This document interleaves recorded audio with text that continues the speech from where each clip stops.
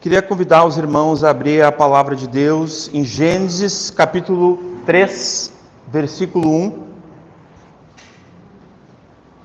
Nós vamos dar sequência sobre seitas e heresias, mas hoje em especial nós vamos falar sobre um movimento. Nós vamos ter todo o cuidado, todo o carinho para falar sobre ele, mas nós vamos, à luz da palavra, denunciar o que precisa ser denunciado, mas também vamos procurar ser justos e não desonestos, né? Que é um movimento neopentecostal. Então, com certeza há heresias, algumas seitas surgiram nesse movimento, então a gente vai ter todo o cuidado para falar, mas a gente vai preservar muitos grupos, muitas denominações, né? Como a gente chama aqui no Brasil, para a gente não ser injustos, né? Porque é um movimento que a gente considera até nossos irmãos, né? Desde que eles permaneçam na sã doutrina e crendo nas doutrinas fundamentais da fé, né? Nós vamos considerar dessa forma, como igreja do Senhor, amém? Vamos ler a palavra de Deus a partir do versículo 1, Gênesis capítulo 3, a palavra de Deus diz assim, a gente permanece em pé por amor e respeito à palavra, depois nós sentamos, amém? Ora, a serpente era mais astuta que todos os animais do campo, que o Senhor Deus tinha feito. E esta disse à mulher, é assim que Deus disse? Questionando, né? Eu vou dar só uma pausinha aqui. Então, irmãos, todo questionamento a Deus é feito a sua palavra. Por isso que quando nós nos levantamos, nos opomos, desobedecemos à Escritura, que é viva, que é útil para o ensino, para a disciplina, para a correção, para a santificação, para a edificação, nós estamos primeiramente questionando a Deus. Quando nós nos opomos à Escritura, nós estamos nos opondo ao próprio Deus, muitas vezes, a sua autoridade direta. Que é isso que está acontecendo aqui. Aqui é a primeira heresia, é a primeira herege, né? A primeira seita se constitui em Gênesis capítulo 3, versículo 1, na figura da serpente. Que aqui, uma manifestação mediúnica, está falando, uma serpente falando, ou seja, o inimigo, né? Das nossas almas, o acusador, já trabalhando contra a criação perfeita de Deus. Então, voltamos ali. É assim que Deus disse, não comerás de toda a árvore do jardim? E disse a mulher, a serpente, do fruto das árvores do jardim comeremos, mas do fruto da árvore que está no meio do jardim, disse Deus, não comereis dele, nem nele tocareis, para que não morrais. Orem comigo, só passem a folha para trás, capítulo 2, versículo 17. Vamos ler o que Deus falou realmente, tá? Mas da árvore do conhecimento do bem e do mal, dela não comerás, porque no dia em que dela comer, certamente morrerás. Isso aqui vai estar um pouco mais adiantado ali, mas antes Deus falou assim, ó, no versículo 16, e ordenou o Senhor Deus ao homem, dizendo, de toda a árvore do jardim comerás livremente. Vocês reparem que aqui acrescentaram a palavra, aqui nesse caso, está no texto bíblico, o que Eva fez, ao já estar sendo seduzida pela serpente. Porque ela acrescenta, olha o que a Eva falou no versículo 3. Não comereis dele, nem nele tocareis. Deus não falou isso. Então, nós queremos, baseado nisso aqui, hoje eu quero que Deus nos capacite aqui, a todos nós entendermos, ver que é possível, muitas vezes nós queremos acrescentar a palavra, ou às vezes queremos retirar a palavra, que é a fonte da nossa fé. É somente pela Escritura, toda a Escritura, irmãos, que o Espírito Santo vem do alto, gera a fé, que vai nos providenciar em Cristo Jesus o quê? A salvação. A graça nos salva por meio da fé. A fé em Cristo Jesus. Então aqui a gente pode ver, né? Se vocês lerem aqui, no capítulo 3, a Eva vai continuar dizendo, porque Deus, aqui é a serpente, perdão. Então, no versículo 4, perdão, irmãos, versículo 4. Então a serpente disse à mulher, certamente não morrereis. Aí é o versículo que eu li, o 17. É o final dele, certamente morrerás. Podeis assentar, irmãos. Continue em espírito de oração. Eu vou orar mais uma vez. Amém? Senhor Deus, nós sabemos que a Tua palavra é a Tua voz. A Santa Bíblia que está diante de nós é viva, eficaz, penetrante, infalível, inerrante, autoritativa, preservada, suficiente, inspirada, útil para o ensino, para a coerção, para a disciplina, para a fundamentação, edificação, santificação. E nós não queremos questionar a Tua palavra, mas sim queremos questionar a nós mesmos, queremos questionar a esse mundo, as filosofias, as culturas, queremos questionar as seitas, as heresias, e todo o abandono da palavra de Deus, todas as vãs filosofias, as ideologias, isso nós queremos questionar. À luz da Tua palavra, dá-nos sabedoria essa noite, e aumenta-nos a fé na Tua palavra, em Ti, tão somente. Guarda as nossas mentes, nossos corações, e derrama sobre nós, Espírito Santo, mais de Ti essa noite. Enche-nos com Tua presença, como diz a Tua palavra, que venha abundar, venha habitar ricamente em nós a palavra do Senhor, de Cristo. Tem misericórdia de nós, Senhor. Livra-nos do espírito do erro, do engano, Senhor. Livra-nos, Senhor, de todos os sofismas, Pai. Senhor, tudo aquilo, Senhor, que tem nos impedido da religião pura, da sã doutrina, da Tua palavra, Senhor. Corrija a nossa lente e grava nos nossos olhos, Senhor, a Tua retidão, Tua justiça, a Tua eternidade, Senhor, porque Tu és santo, santo, santo. Tu és luz e em Ti não há trevas, como diz a Tua palavra. Deus é luz e nele não há trevas nenhuma. Em nome de Jesus nós oramos e agradecemos pela Tua palavra, Senhor. Amém. Irmãos, nós vamos ler mais uns textos, porque depois a gente vai falar um pouco de história, mas nós temos textos que eu gostaria de ler com os irmãos. Abram comigo, nós vamos ler juntos. 2 Timóteo capítulo 4.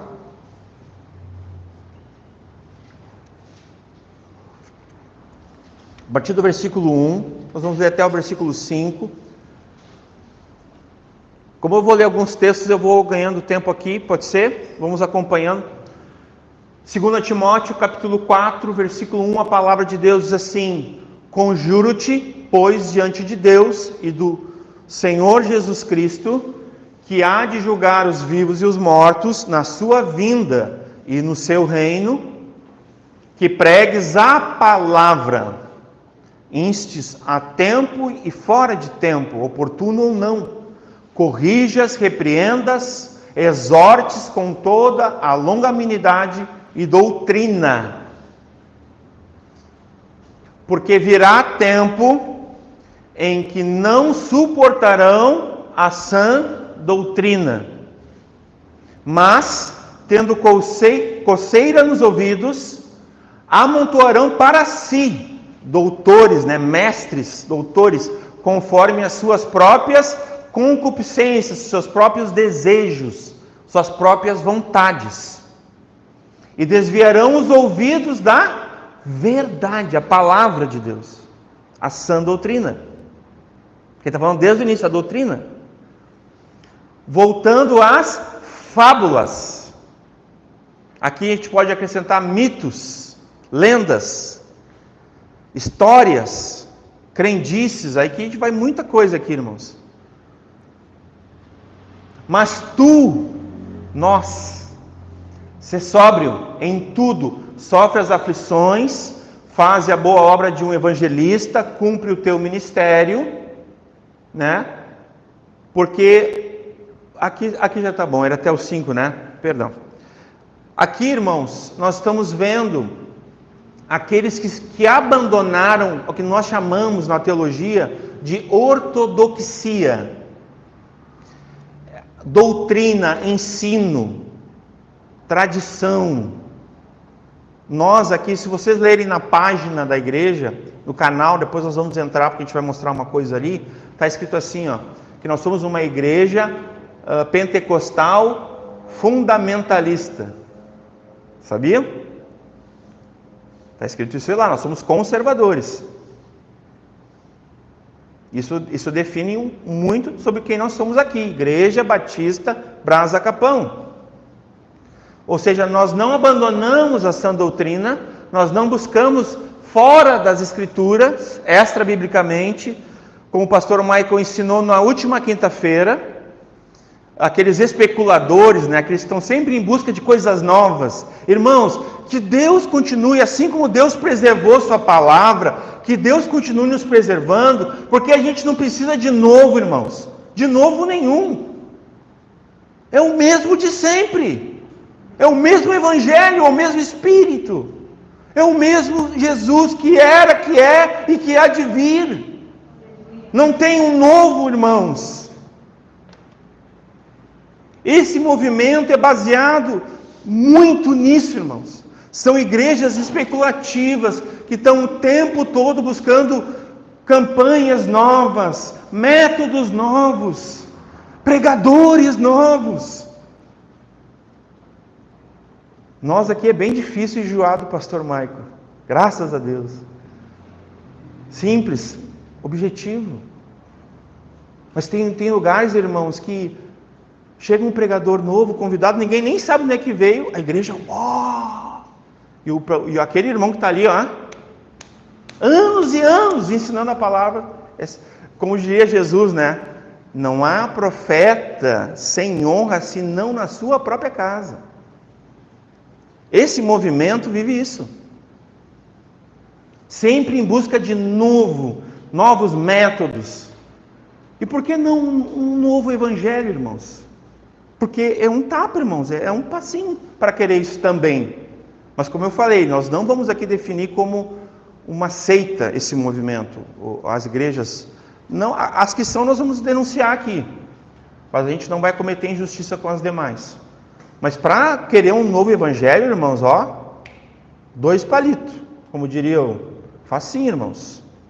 Porque tu nunca está satisfeito, nunca é suficiente. Ali o pastor expondo, mas o pastor já pagou, já pregou sobre Gênesis 3, de novo ele vai pregar sobre isso. Essa mesmice, não é assim que alguns pensam? Que bom que é mais do mesmo, que bom. Porque Deus preservou sua palavra, e Ele a renova. Ou Ele renova a gente? E nos 2 sentidos, a gente pode... Ela é a mesma. Imutável. Imexível. Né? Não vou inventar a palavra aqui, mas a palavra de Deus é imexível. Ela é imutável, irrevogável, indestrutível, inquestionável e irrefutável. Ninguém refuta as Escrituras. E nós não podemos nos cansar das Escrituras. Por que o pastor não vai fazer um curso de filosofia, de psicologia? Por que o pastor não vai estudar métodos de welcome, né? Das churches, né? Por que o pastor não vai buscar a forma de um trato melhor do que ele já vem sendo preservado, sendo conservado, sendo confirmado pelo Senhor todos esses anos? E às vezes nós olhamos para um pastor, que ele está ali 1 ano, 5 anos, 10 anos, 15, 20 anos, vivendo, né, da mesma simplicidade, abrindo e fechando a Escritura, voltando em textos, mas não tem nada novo.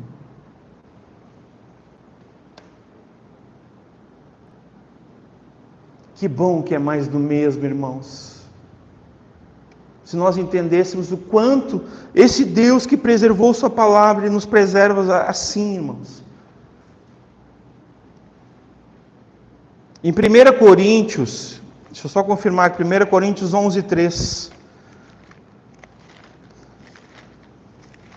Vai falar sobre nós. Perdão, 2 Coríntios 11:3.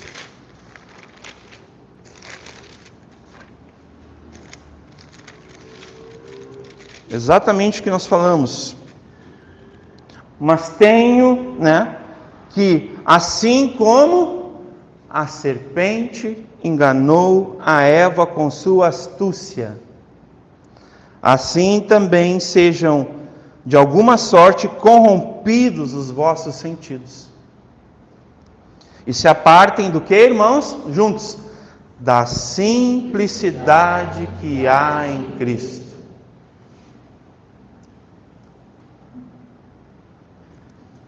Quando nós falamos do movimento neopentecostal, nós falamos de um movimento que ele está sempre buscando novidade,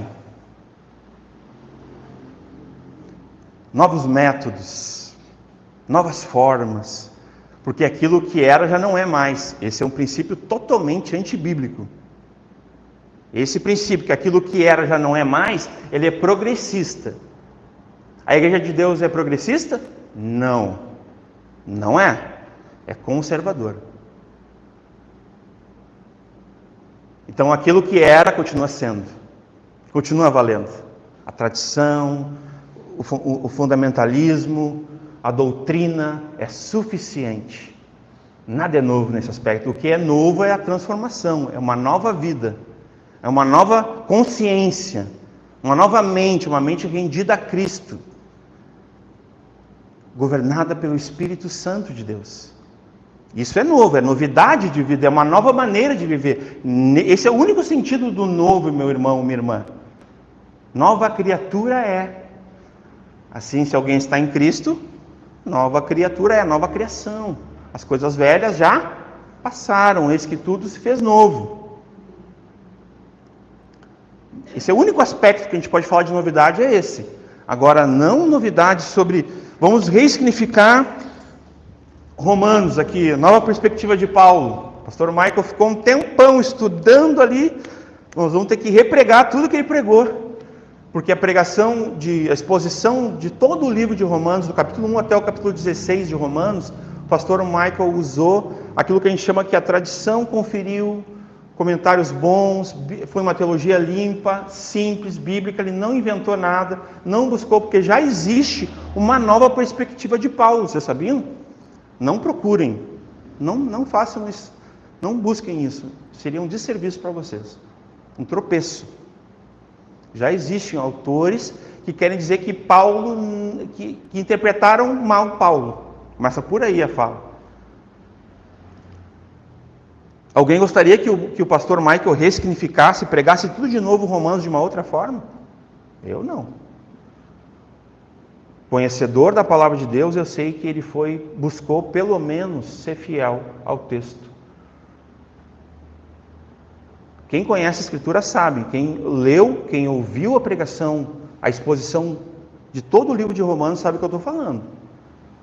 Pode conferir, pode buscar os autores da patrística, da reforma protestante, de toda a história, de toda a tradição em que Deus preservou sua palavra, e vocês vão conferir que o pastor Michael manteve aquilo que sempre foi. Não trouxe nada novo.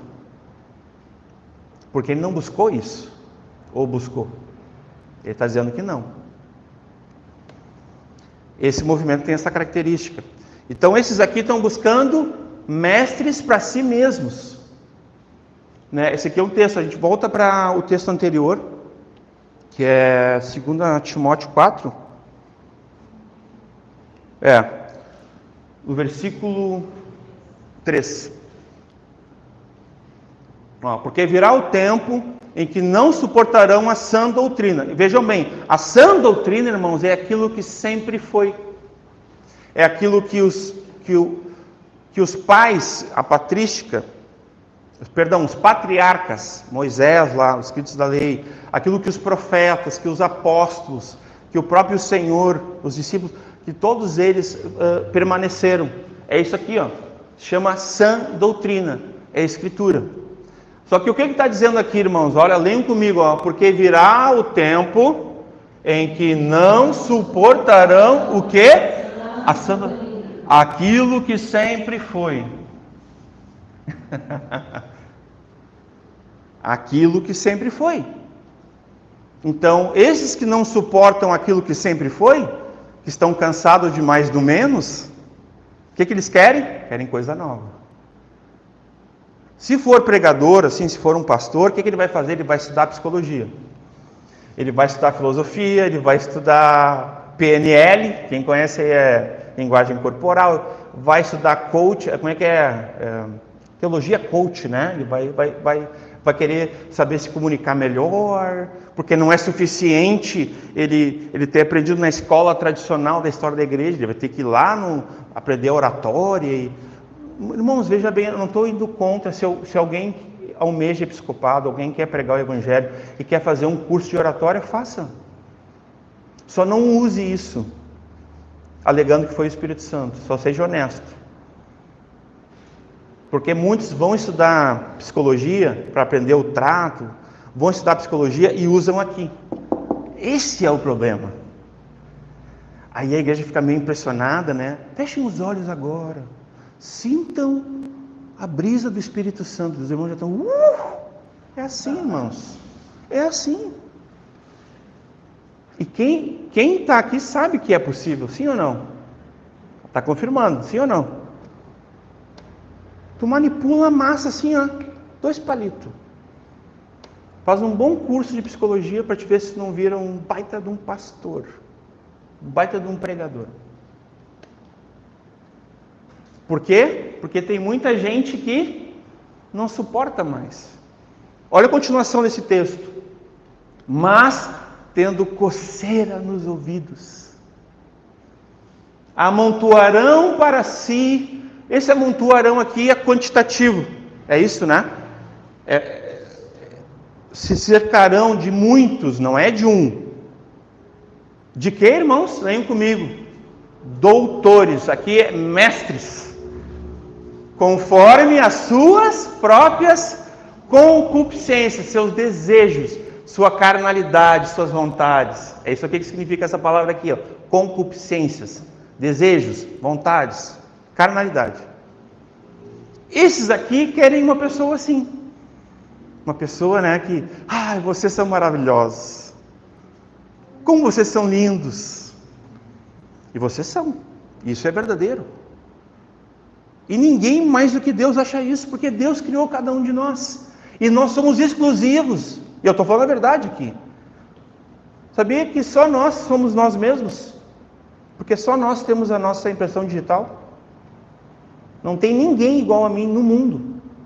Porque Deus é perfeito. E tudo quanto Deus faz é perfeito.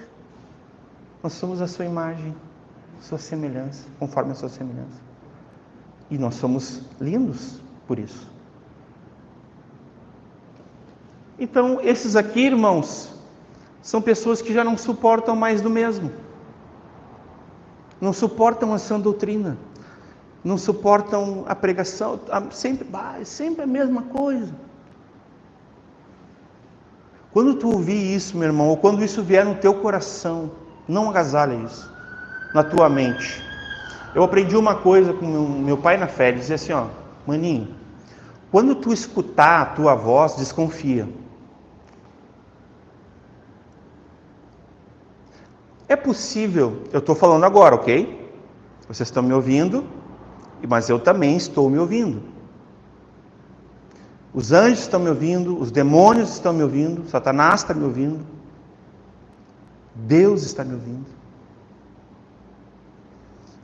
Mas e se eu não falasse e eu falasse assim, pai, eu estou me ouvindo?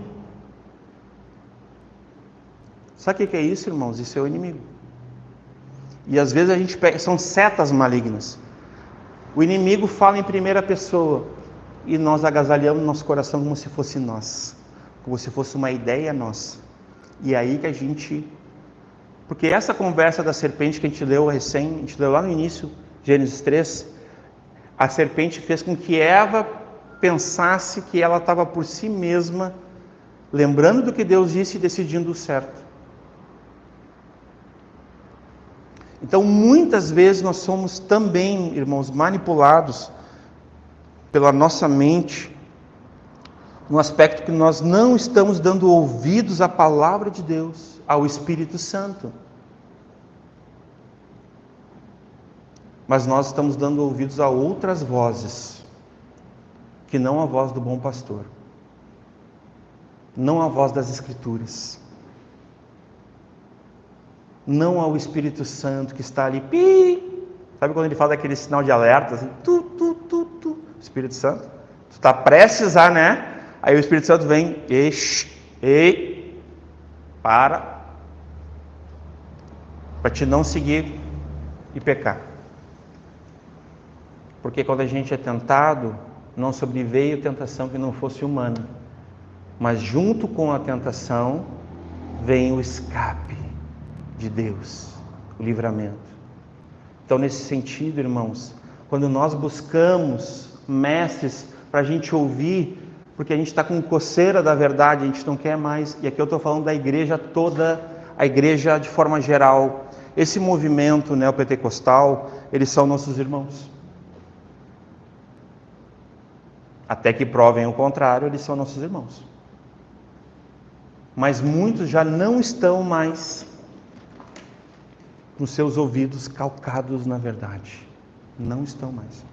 Como é que nós sabemos disso? Tem outros textos que nós vamos ler. Mas antes, eu dei um exemplo negativo, eu quero só dar um exemplo positivo.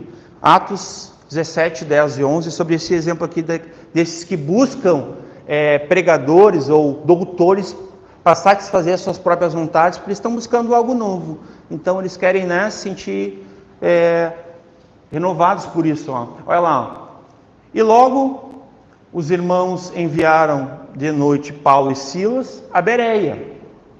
E eles, chegando lá, foram à sinagoga dos judeus. Ora, esses foram, leiam comigo, mais nobres do que os que estavam em Tessalônica, porque de bom grado receberam a palavra de Deus. Primeiro ponto, eles receberam o que, irmãos? A palavra de Deus.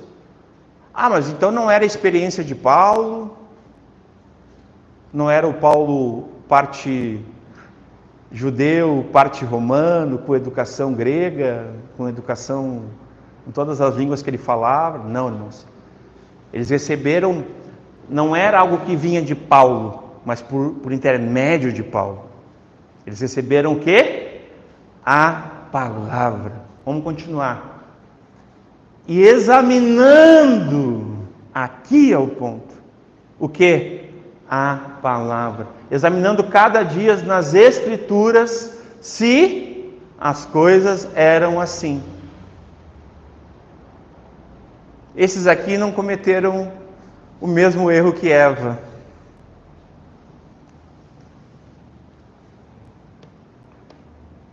Porque Eva não só acrescentou, como ela errou. Assim, ela errou, porque Deus falou alguma coisa. Ela já, Deus, não, mas foi isso que Deus disse mesmo, que foi o questionamento. Porque o que a serpente faz? O que as seitas, o que as heresias, o que aqueles que abandonam a fé, que já não são mais ortodoxos, não vivem mais debaixo de uma doutrina sã, sóbria, bíblica. O que eles fazem? Eles estão sempre torcendo, sempre distorcendo, sempre procurando questionar Deus, questionar a palavra de Deus. E isso não é um espírito, não é assim a atitude que nós temos diante da palavra de Deus. Nós podemos questionar situações, várias coisas não podemos questionar, mas não a palavra. Não questione a palavra de Deus. Porque a primeira pessoa a fazer isso na Bíblia foi a serpente, que era a manifestação mediúnica de Satanás. Ela questionou a palavra e ela enganou a Eva. Ela seduziu a Eva exatamente nesse questionamento, nesse espírito crítico, nessa coisa de questionar e questionar aquilo que não se deve questionar,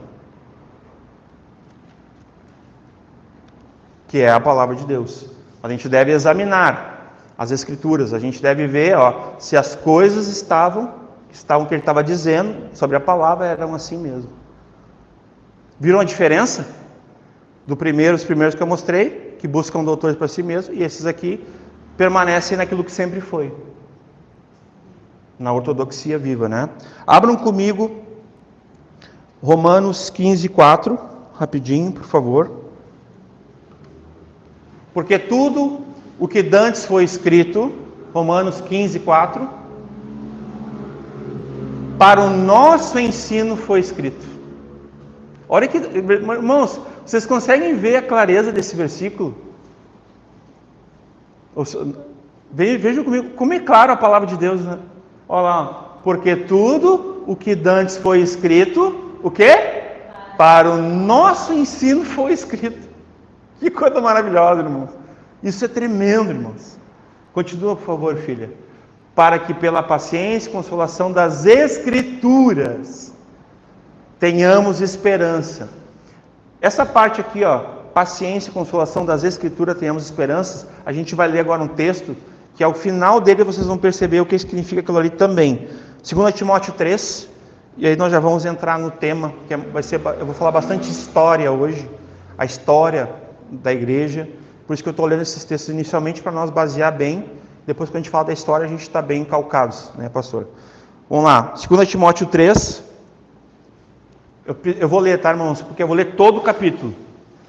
Sabe, porém, isto, que nos últimos dias sobrevirão tempos trabalhosos, porque haverá homens amantes de si mesmos, aqui, que buscam, né, doutores para si, conveniências, né, que buscam se sentir, enfim, avarentos, aqui envolve cobiça, ambição, amor ao dinheiro, né? Tudo aqui, avarentos, presunçosos, aqui orgulho, arrogância, altivez, soberbos, né? Blasfemos, desobedientes a pais e mães, ingratos, profanos, sem afeto natural, irreconciliáveis, caluniadores, intemperantes, cruéis, sem amor para com os bons, né? Aqui, volta um pouquinho. Esses aqui são aqueles chamados inimigos do bem, que a Escritura vai falar. Que eles odeiam aquelas pessoas que tipo assim, que eles veem bondade de Deus. Aqueles piedosos que vivem as boas obras. Esse tipo de pessoas, até aqui, vai odiar todos aqueles que vivem a bondade de Deus. Pode continuar. Traidores, obstinados, orgulhosos, mais amigos dos deleites, que buscam mestres por suas concupiscências. Está aqui, mais amigos dos deleites, daqueles que vão proporcionar isso para eles. Esse é o interesse desses aqui. Do que amigos de Deus. Deus é santo, Deus é luz e nele não há trevas nenhuma. Pode continuar. Tendo aparência de piedade, mas negando a eficácia dela. Isso aqui dava uma pregação, só isso aqui dava para ficar, né? Mas nós vamos seguir. Deste, afasta-te. Está um conselho direto aqui. Destes. Porque deste número são os que introduzem pelas casas, né? E levam cativas as mulheres nécias. Filha. Perdão. Levam cativas as mulheres nécias, carregadas de pecados, levadas de várias concupiscências, desejos, né, desenfreados, que aprendem sempre e nunca podem chegar ao conhecimento da verdade. Pessoas que têm a mente cauterizada pelo pecado, elas não conseguem avançar na fé. Tem um cântico bem pentecostal, né? Rompendo em fé, lembra? Rompendo em fé, né? Essas pessoas não conseguem romper em fé. Elas não conseguem crescer na palavra, não são cheias do Espírito, porque elas estão sempre agarradas no pecado, o pecado está agarrado nela, e elas estão com a mente cauterizada e não seguem, né? E como Janes e Jambres resistiram a Moisés, essa história vale a pena conferir lá no Antigo Testamento, assim também esses resistem à verdade. Aqui, irmãos, é a escritura, tá? Verdade aqui é o registro, é a escritura. Resistem à ordenação de Deus, à autoridade de Deus. Que é essa situação daqueles dois com Moisés lá, porque Deus falou assim, ó, fala a eles aquilo que eu estou te dizendo. Então, a quem eles estavam desobedecendo lá? A Deus, não a Moisés. Embora Moisés representava a autoridade de Deus ali. E Romanos 13 vai dizer que aquele que se opõe a uma autoridade delegada por Deus, resiste ao próprio Deus. Pode passar. Sendo homens corruptos, de entendimento e réprobos quanto à fé. Então eles não têm fé, são incrédulos. Não irão, porém, avante, porque a todos será manifesto o seu desvário, né? A sua insanidade, como também foi o daqueles, que ele falou. Agora, olha aqui para nós, irmãos, para mim, para ti. Tu, porém, olha que lindo isso aqui, né? A CF, né? Glória, tu, porém, tens seguido a minha doutrina. Lembra que eu falei? Ó, voltamos, ó. Mais do mesmo, aquilo que sempre foi. Né? Tem seguido a minha doutrina, modo de viver, intenção, fé, longanimidade, amor, paciência, perseguições e aflições tais, né, quais me aconteceram em Antioquia, em Icônio e em Listra. Quantas perseguições sofri, e o Senhor de todas me livrou. E também todos os que piamente querem viver em Cristo Jesus padecerão perseguições. Mas os homens maus, né, e enganadores, olha que interessante isso aqui, irmãos, irão de mal a pior. Leiam comigo. Enganando e sendo enganados. Então todos esses, eles, é um ciclo, irmãos. Sabe quem é que sustenta os falsos? O pastor Michael pregou sobre os falsos quinta-feira passada. É o povo. Você sabia? São os ouvintes. Batem palma, idolatram o pregador. Ele está lá falando um monte de heresia, né? Servindo até Satanás às vezes, ou a si mesmo, às vezes é orgulho próprio. E o povo está lá, né? Nossa! Então esse ciclo aqui, ó, enganando e sendo enganados. Todo mundo se enganando. Que é um falso evangelho, um falso pregador, uma falsa igreja, está tudo aqui. Nesse aspecto. Tu, porém, de novo, essa expressão maravilhosa, permanece naquilo que aprendestes, e que te foste inteirado, sabendo de quem o tens aprendido, e que desde a tua meninice sabe as sagradas escrituras, que podem fazer-te sábio para a salvação, pela fé que há em Cristo Jesus. Toda escritura é divinamente inspirada e proveitosa para ensinar, para repreender, para corrigir, para instruir em justiça. Volta ali. Vamos ler juntos esse versículo, todos nós, a igreja amada. 1, 2, 3. Toda a escritura é divinamente inspirada e proveitosa para ensinar, para repreender, para corrigir, para instruir em justiça, para que o homem de Deus seja perfeito, tá bom? E perfeitamente instruído para toda boa obra. Aleluia. Então, isso é consolação e paciência pelas Escrituras. É as Escrituras, porque toda a Escritura é divinamente inspirada. Ela é útil. ela é proveitosa, ela é viva, eficaz, penetrante, para nos ensinar, nos corrigir, nos disciplinar, nos edificar, nos santificar, nos fundamentar, nos salvar de nós mesmos, das nossas concupiscências, dessa forma como a gente não tem completude, a gente não tem plenitude, nós deveríamos ter, porque Cristo é suficiente. A palavra é suficiente. O que nos falta, irmãos? Vamos entrar no assunto, por favor, filha. Eu quero lembrar aqui rapidamente como identificar uma seita. Podia ser até o André aqui, eu podia ter combinado com ele, porque é bem na área dele, ó. Como identificar uma seita? Vocês estão enxergando? Não sei se tem que dar uma luz, por favor. Melhorou. Vocês estão vendo a plaquinha ali? Como é que a gente sabe isso aí, né? Então a gente vai saber através, pode passar, filha. Minha filha me ajudou nisso aí. As 4 operações matemáticas. Vamos lá. Primeira. As seitas, adicionam algo à palavra de Deus. Vamos lá, os Mormons. Eles têm o livro de Mormons. Não é a Bíblia, eles até têm uma Bíblia. Mas eles têm a Bíblia e mais o livro de Mormons. São uma seita, né?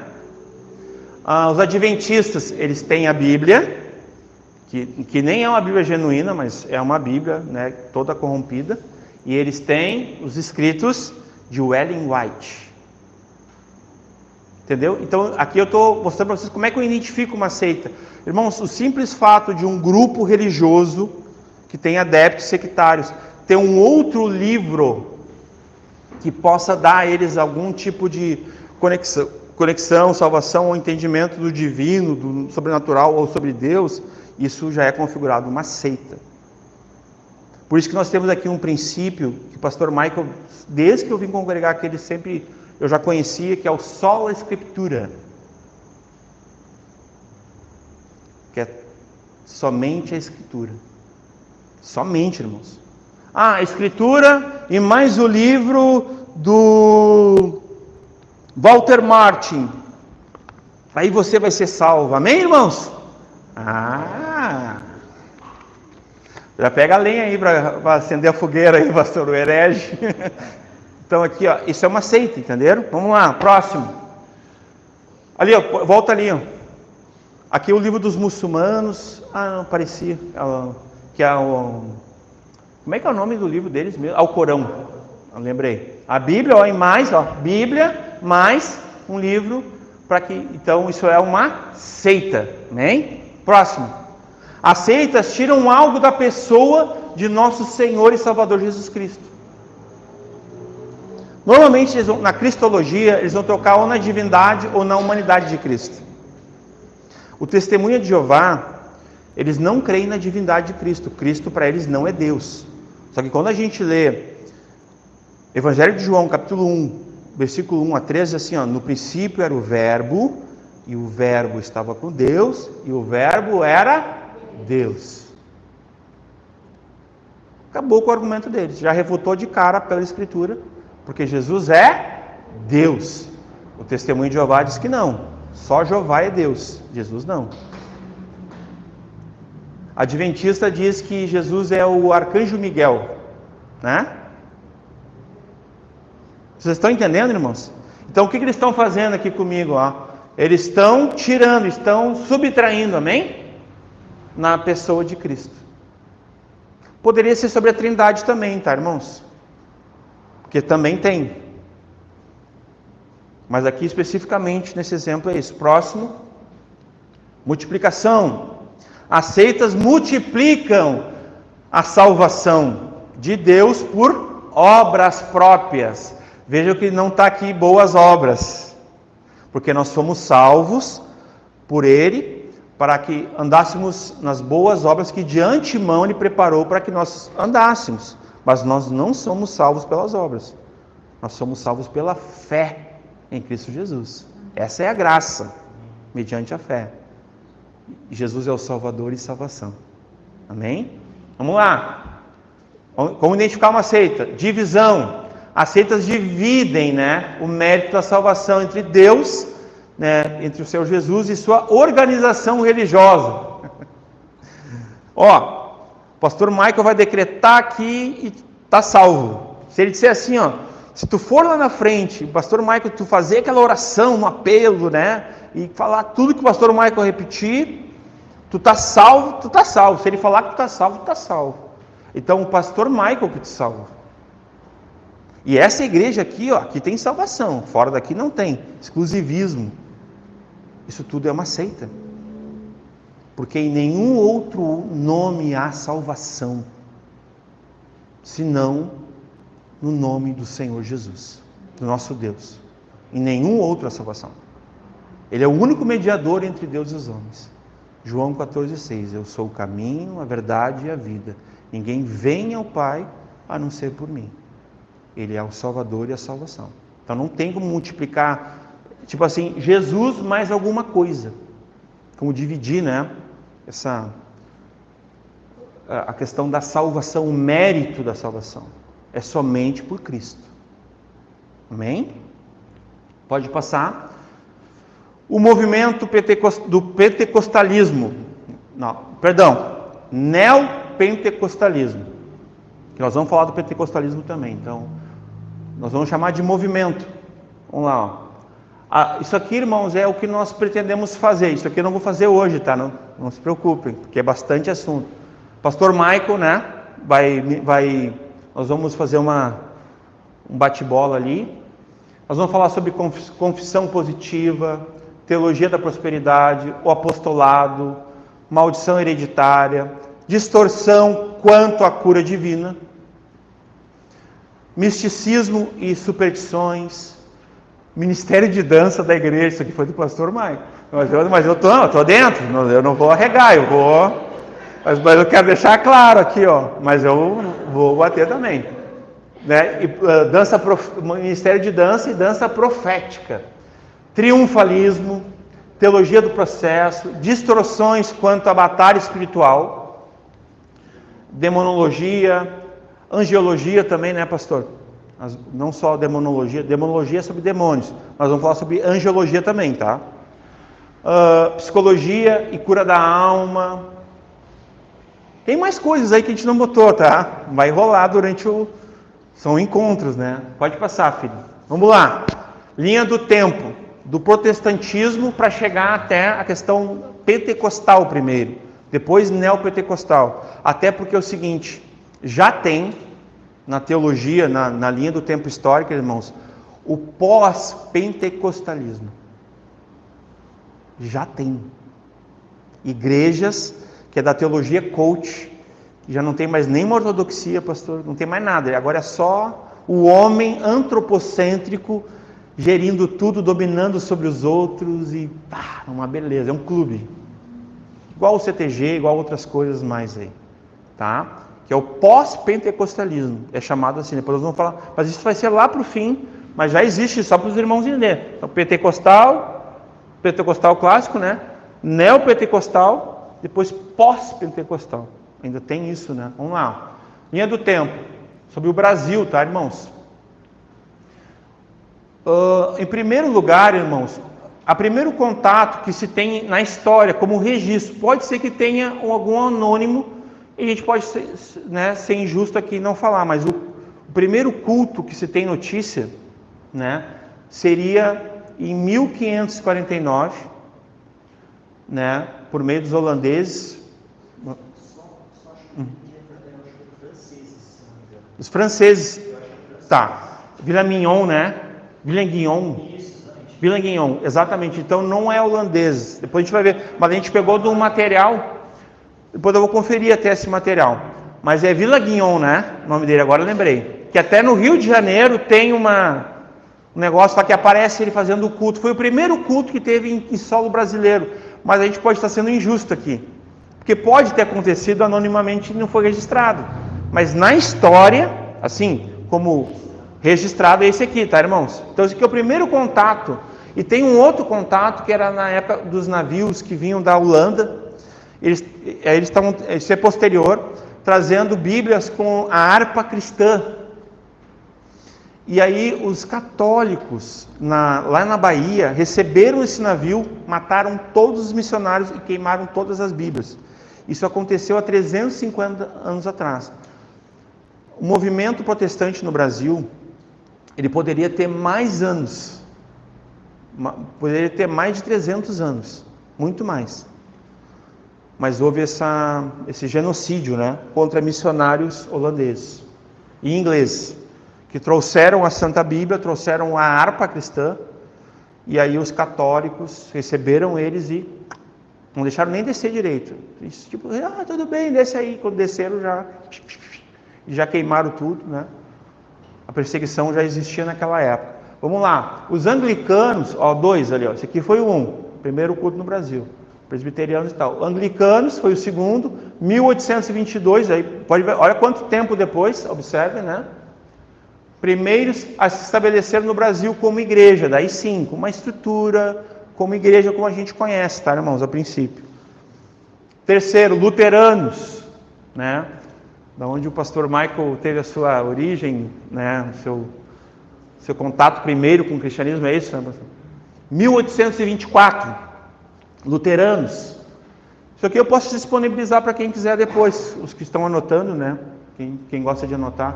Metodistas, 1836, John Wesley, bom lembrar, né? A gente vai lembrando aqui, Martinho Lutero, antes ali, né? Os presbiterianos, de fato, irmãos, eles vão ter um segundo momento, porque aquilo lá foi um culto, quando eu falei ali, né? Vila Guignon, francês. Mas daqui daí é a igreja chegando, daí é a estrutura. 1862, é o mesmo grupo, presbiterianos. Aqui, quinto, os congregacionais, 1855, que é um grupo que a gente não vai falar muito, assim. Agora um grupo muito conhecido, né? Os batistas, né? Vocês sabiam que nós aqui somos uma igreja batista, em questões da teologia. O pastor dessa igreja, o pastor Michael Scherer, entende, não as convenções, porque no Brasil existem algumas convenções batistas, Orniban, Conjuban, Independente, são convenções, são grupos organizados. Nós não pertencemos a praticamente nenhuma, mas sim a um grupo que se reúne aqui no Rio Grande do Sul. Mas o pastor Michael, ele tem sim lá a mesma confissão de fé de Spurgeon, né, pastor? Eu acho que é essa? Semelhante, né? Batista, então, isso identifica muita coisa. Um dia nós queremos ter uma confissão de fé, Deus permitir, né? Glória a Deus. Daí fica alinhado, né? Mas nós sabemos o que cremos, porque a gente tem a nossa regra de fé e prática, já está bom, né? Já é suficiente. Mas a nível de organização, apenas, né? E aqui nós vamos entrar no assunto já, Pentecostais, 1910, que seria aqui a Congregação Cristã do Brasil, que essa aqui virou uma seita. Nós vamos falar mais à frente, em outros encontros, não hoje. E também daí a Assembleia de Deus, né? Em 1911. Vamos lá, filha. A linha do tempo. O pentecostalismo no Brasil passou por 3 ondas, né? Isso, muitos materiais históricos e também de boa teologia, eles afirmam a mesma coisa, então eu vou usar a expressão deles, são 3 ondas que eles entendem. A primeira onda, tá, é de 1910 a 1950, que são os pentecostais clássicos. Eles mantêm a liturgia, o estudo das escrituras, uma certa confissão de fé. Se vocês pegarem, é a Assembleia de Deus, tá, irmãos? É a principal desse grupo, Pentecostais, é a Assembleia de Deus. Existe até aqui em Capão uma livraria cristã, na General Osório, que também tem livros até da Ellen White lá, mas tem lá a confissão de fé da Igreja Assembleia de Deus. Ela é grossa sim. Então eles têm confissão de fé, e bem organizada. Não tem heresia nesse aspecto, bem. Eles têm usos e costumes, que é um outro assunto, né? Mas eles têm alguns erros teológicos, mas não heresias. Tem uma diferença. Um erro teológico é uma interpretação errônea de certa passagem bíblica. Heresia é quando tu vai contra a Escritura de fato, e tu ofende próprio Deus nega a fé, aí é grave. A Assembleia de Deus não é herética, mas ela tem erros teológicos, como a da Batista também tem, como outros grupos também têm, né? Nesse aspecto, teologia é teologia, né? A gente não vai defender de nenhuma, assim, simplesmente. Então, a segunda onda seria o pentecostalismo de tradição, que é igrejas assim que cresceram e manteram a estrutura, mas já começaram a pensar em departamentos. Elas não tinham a mesma essência do clássico, pentecostalismo clássico, que na verdade no Brasil, irmãos, é 1910, mas no mundo não, tá? Não está aqui, mas no mundo é 1905 e 1906, com o Farpan, que dava aula numa universidade na Inglaterra, se não me falha a memória, nos Estados Unidos já, né? Porque lá tinha o William Seymour, mas daí o William Seymour é depois, é 1906. Mas o Farpan, que era o professor dele, ele dava aula de teologia, batista e tal, e o William Seymour, ele era negro. E ele não poderia entrar na aula, ele não entrava na aula, ele ficava do lado de fora, assim, todo mundo estudando aula de teologia, e ele ali, ó, no corredor. Mas esse homem, William Seymour, é o homem central nesse aspecto do pentecostalismo lá em 1906, que é um ano depois. O que acontece? Esse homem vai para a cidade dele, né, na chamada, eu sei o nome da rua, mas não lembro o nome da cidade, na Rua Azusa. Todo mundo sabe o nome da Rua Azusa, que era um galpão que tinha uma igreja que orava desse pastor, desse estudioso, teólogo William Seymour, que foi rejeitado, né, na época da segregação, tudo. Esse homem foi tomado pelo Espírito Santo. E toda uma igreja foi revestida de poder. E aqui começa a história dos pentecostais. Um homem que Deus não rejeitou, mas Deus usou.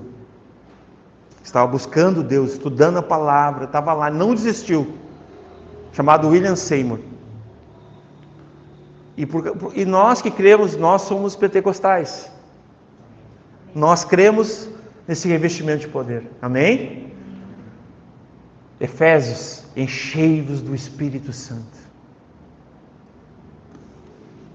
Então, 1906, só para não entender, que daqui a pouco alguém pode entender que começou tudo em 1910, mas não, isso é Brasil, tá, irmãos? Vamos lá. Aí a terceira onda, que agora nós entramos no movimento, ó, neopentecostalismo, né, da década de 80. Nos anos 70 já tinha marcas dele, tá, gente? Mas se fundamentaliza, ou fundamenta, agora a palavra, não sei, me perdi, se fundamenta em 1980 de fato. Ali as igrejas tomaram forma, essas igrejas neopentecostais, que tinham abandonado a ortodoxia, tinham abandonado a liturgia das igrejas tradicionais, tinham abandonado tudo isso aí, tá?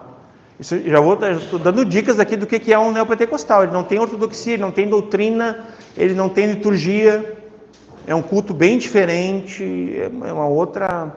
Eles buscam invocar, meio Antigo Testamento, né? Atmosfera, performance, invocar a presença de Deus. Aquelas igrejas meio judaizantes com chofar, né? Invocando a presença de Deus. Isso aí é tudo neopentecostal, né? Pode passar, filha. Então as três ondas, né? Ó, vamos lá. Aqui o pastor Michael me passou essa informação para seguir aquele teu vídeo que tu me passou, né? É mais interno, assim, dos últimos anos. Mas eu vou desde 1911. A Assembleia de Deus eu já falei, que é uma igreja séria, na questão do pentecostalismo clássico, aquele pentecostalismo raiz, que a gente até acha, né? Lógico, eu prefiro a confissão batista, mas não estaria ruim também, né? O que a Assembleia tem de confissão também, tá? Depois nós temos a Congregação Cristã do Brasil, na verdade vem antes, perdão, tá? Que depois virou uma seita. Isso aqui nós vamos voltar a falar mais na frente. A Igreja do Evangelho Quadrangular é uma igreja neopentecostal. Ela parece uma igreja pentecostal, mas ela é neopentecostal. Ou há quem diga que ela era pentecostal e ela foi sofrendo mutações e foi os mal gerados aí teve mal gerados, né? Teve uma anomalia, eles fizeram o quê? Eles viraram neopentecostais. E aqui é muito caro para mim falar isso, porque eu me converti na Quadrangular. A gente chama carinhosamente Quadrangular. Igreja do Evangelho Quadrangular, que foi fundada por uma mulher, pastora, bispa lá, Aimée Semper McPherson. Ela teve uma visão lá, um anjo, tudo aquilo que a gente sabe que é possível, né, nessas... Quando fala assim, um anjo falou comigo, a gente já pode ter alguma noção, né? Atos 1:8 aí, lembram? Atos 1:8? Vamos ler um Atos 1:8 bem rapidinho. Gálatas 1:8, perdão. Atos 1:8 é: recebereis poder ao descer sobre vós, Espírito Santo, tereis minhas testemunhas. Ó, Gálatas 1:8, mas ainda que nós mesmos, ou seja, ó, muito bom isso aqui, ó, foi providencial. Antes do anjo, tá? Nós mesmos. Então, nós mesmos podemos ter erros doutrinários, erros teológicos, desvios, abandonos da fé bíblica, da ortodoxia, da sã doutrina. Nós mesmos. Nem precisaria de um anjo maligno, né? Vocês estão vendo só como é grave, irmãos? Porque aqui a gente pode se estribar no nosso próprio entendimento. A Escritura fala isso, né? Qual é o texto mesmo que fala? Provérbios 3, se alguém lembra aí, me ajude.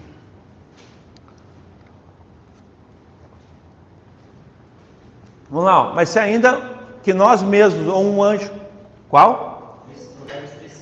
Segura aí, Provérbios 3:5, só segura aí. Mas ainda que nós mesmos, né, ou um anjo do céu vos anuncie um outro evangelho, além do que já vos tenho anunciado, ó, mais do mesmo, o que sempre foi, o mesmo evangelho de sempre, não existe mais de um evangelho, o que já foi anunciado, seja anátema, seja maldito, seja maldito. Esse que significa anátema, amaldiçoado.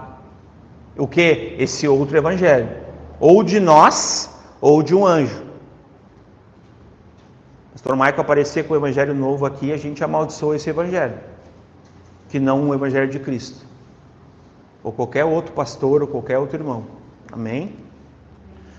Provérbios: confia no Senhor de todo o teu coração. Então a gente tem que confiar em quem? No nosso coração? Na nossa consciência? Na nossa intuição? Não, é no Senhor. Aí sim, de todo o teu coração. E não te estribes, não te percas, não te confundas, não te atrapalhes, não te desencaminhe no teu próprio entendimento. Pode voltar ali, filho. Então, a Igreja do Evangelho Quadrangular, Aimée Semper McPherson, uma viagem. Eu fiquei muito tempo lá. Mas Deus me libertou. Pode continuar. Igreja O Brasil para Cristo. Essa é uma igreja que eu considero essa igreja uma bênção. Eu conheço ela, tem aqui em Capão. Conheço os pastores ali. Eles se mantêm numa ortodoxia, se mantêm fiéis à palavra. Não tenho nada para dizer contra eles, são uma igreja conhecida. O pastor Michael conhece também, né? Não lembro de escândalos, falsos testemunhos, pedra de tropeço, né? A Quadrangular, sim. Se vocês acompanharem os últimos anos da Quadrangular, pura trevas. Eu não me sinto confortável. Parecia que eu falei meio... Até me perdoe, não era minha intenção, mas se tu olhar os últimos 10 anos da Igreja do Evangelho Quadrangular, é triste, irmãos. Um descaminho. Heresias de perdição. O líder deles, então, eles têm um líder nacional, tipo um papa, assim, que é uma marca de igrejas neopentecostais, quando tem um papa, né? O cara é tipo Deus, o cara falou, Deus falou, né? Então eles estão assim, né? Pode passar.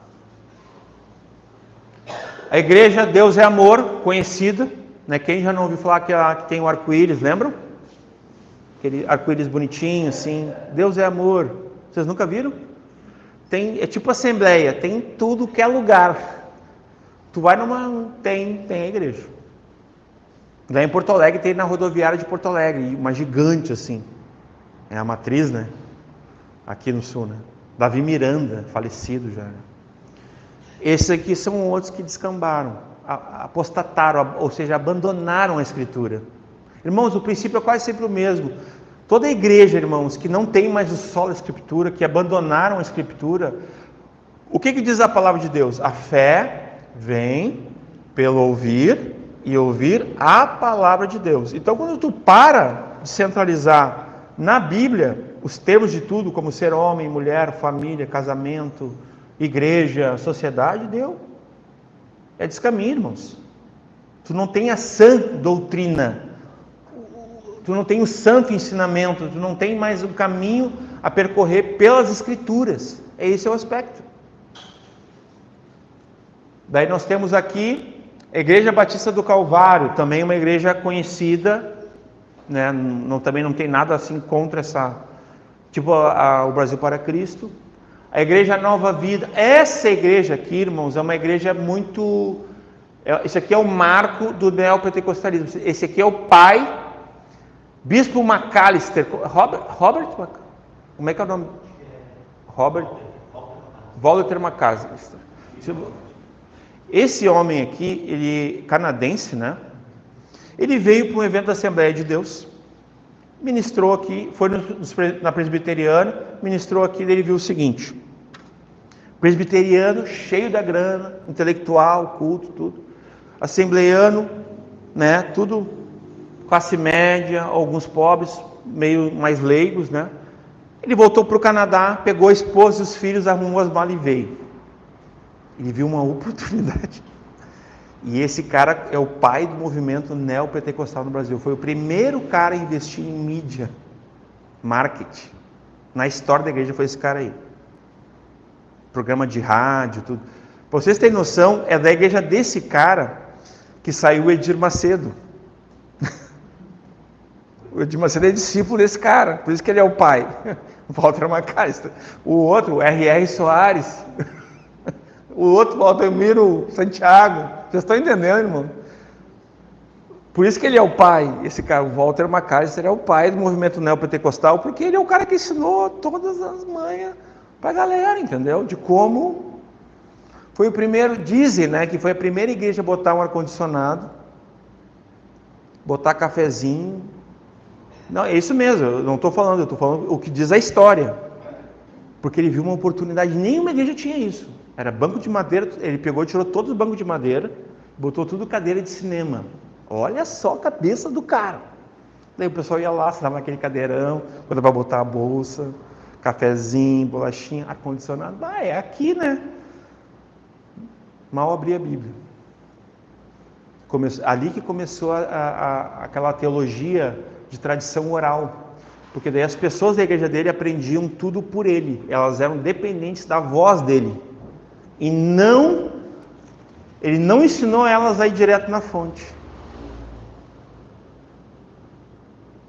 Ele ensinou elas a dependerem do quê? Da voz do pastor. Usou o texto lá de outra forma. As minhas ovelhas conhecem a minha voz. Usou para si. Abirrogou para si. É isso que ele fez. E por isso que ele é conhecido como o pai do neopentecostalismo, do movimento todo. Por isso que eu destaquei ela, né? Nós vamos voltar a falar dela mais na frente. Igreja Maravilhas de Jesus também é uma igreja, não é muito conhecida, eu procurei, não tenho muitas informações, mas eles tinham muito aquele aspecto assim, da confissão positiva, ou da teologia da prosperidade. Vai incorrer nas duas teologias, que são teologias do movimento. No segundo encontro eu vou tratar disso. Teologias do movimento neopentecostalismo, né?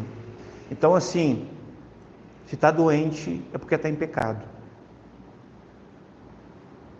Como se nós não pudéssemos ficar doentes. Porque nós somos cristãos, então não pode. Não pode falar que está doente, está em pecado. Se tem dívida, tem demônio. Não pode ter dívida. Se faliu, perdeu a salvação. É esse tipo de ensinamento que tem nessas teologias. Vocês entendem o dano, quão nocivo é esse tipo de ensino? Tu imagina tu pensar que tu não pode ficar doente. Tu pegou um resfriado, tu não vai no culto. Viu as implicações? Porque já pensou eu chegar no culto, as pessoas vêm eu tossindo, vão dizer que eu estou endemoniado. Estou em pecado. Estou em pecado oculto. Né? Que é uma fala bem... está em pecado oculto. Deus vai trazer tudo à luz. É assim, irmãos? É ou não é? Quem é que já teve essa experiência aí? Eu já tive. Essa igreja era desse tipo, viu?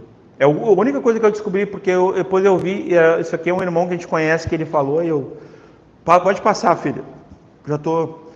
Igreja Universal do Reino de Deus, o discípulo do Walter McAllister, que é o Edir Macedo, que construiu o Templo de Salomão, que é o templo mais pujante, mais que o dos Mormons, né? Superou uma seita, né?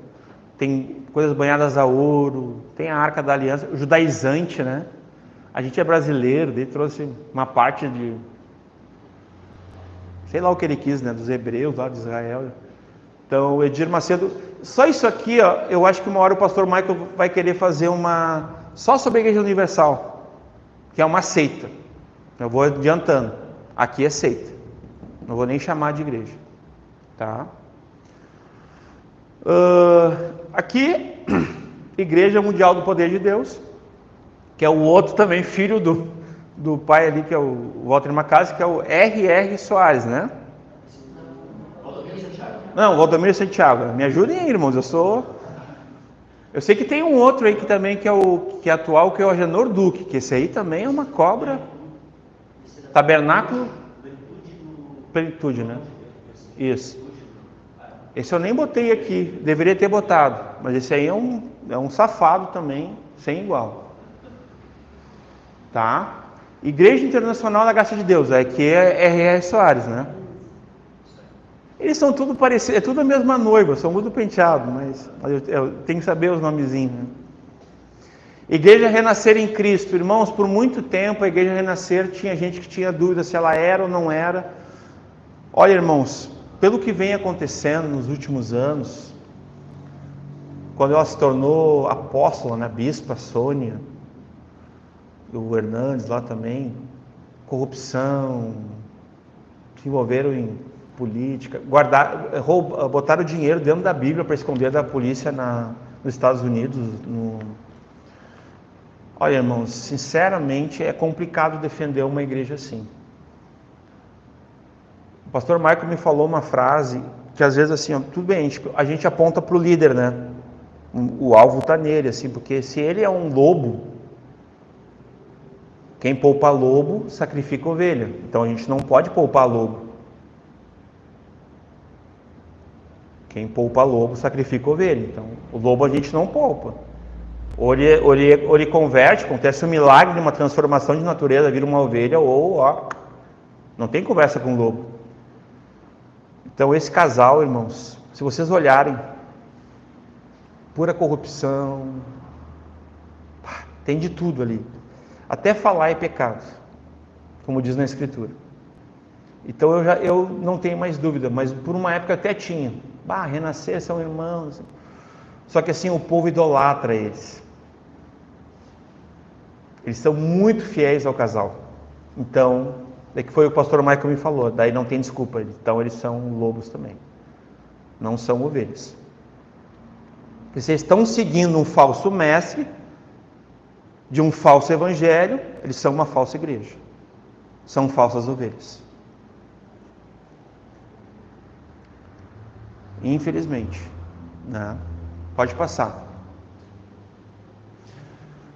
A chegada do protestantismo, então aqui tem uma narrativa, né, do que a gente viu até ali da linha do tempo, né, que eu quero já vou ir para o protestantismo ter chegado no Brasil, né, então a teologia neopentecostal, 3 nações de fora do Brasil contribuíram muito para isso, que foi quem? Estados Unidos, em primeiro lugar, Alemanha e Inglaterra, tá? Eu vou citar alguns nomes no decorrer do texto, mas tem mais, tá? Mas eu vou citar os principais, que esses sim são os pais no mundo todo.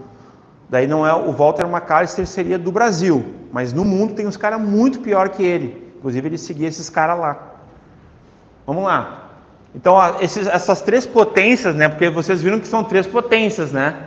Quem entende um pouco de história sabe que os Estados Unidos, a Alemanha e a Inglaterra não é nada mais, nada menos que na época as três potências mundiais de fato, né?